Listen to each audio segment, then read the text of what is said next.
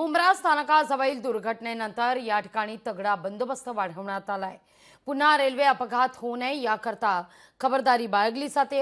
याच ठिकाणावरून आढावा घेतलाय आपले प्रतिनिधी अशोक कांबळे यांनी। 2 दिवसापूर्वी 9 ते 9:15 वाजता मुंब्रा या ठिकाणी स्टेशनवरती धावत्या लोकलमधून फास्ट ट्रॅकच्या लोकल आहे त्याच्यावरून गर्दी असल्या कारणाने जे लोकलला लटकले लोक होते त्याच्यामधील 12 ते 13 जण या धावत्या लोकलमधून पडले आणि त्याच्यामध्ये निष्पाप 4 जणांचा मृत्यू झाला आहे, तर बाकी जण गंभीररीत्या जखमी आहेत। रेल्वे प्रशासनाने आणि सत्ताधारी पुढाऱ्यांनी मीडियासमोर येऊन या घोषणा केल्या की आम्ही ह्याची चौकशी करू आणि ह्याच्यामध्ये जो दोषी आढळेल त्याला आम्ही शिक्षा करू, त्याच्यावरती गुन्हा दाखल करू। आता आपण आहोत मुंब्रा या स्टेशनवरती।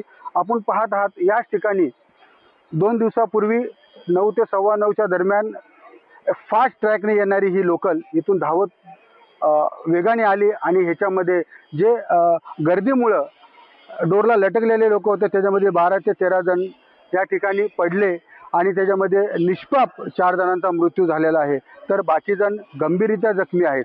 ह्यावेळेस मुख्यमंत्री यांनी देखील घोषणा केली होती की आम्ही जेवढे पण काही लोकल आहेत ते लोकल सगळे एसी करू। त्याचं कारण असं की एसी डब्याला डोर असतात, डोर बंद होतात, परंतु हेही काय झालेलं दिसत नाहीये।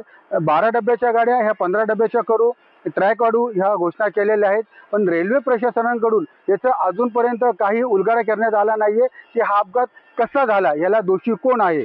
या रेल्वे ही चौकशी कधी करणार? अजून काही निष्पाप प्रवाशांचे बळी गेल्याच्या नंतर चौकशी करणार का? अशोक कांबळे, लोकशाही, मुंब्रा। लोकशाही मराठी ऐका, पहा, जागरूक रहा।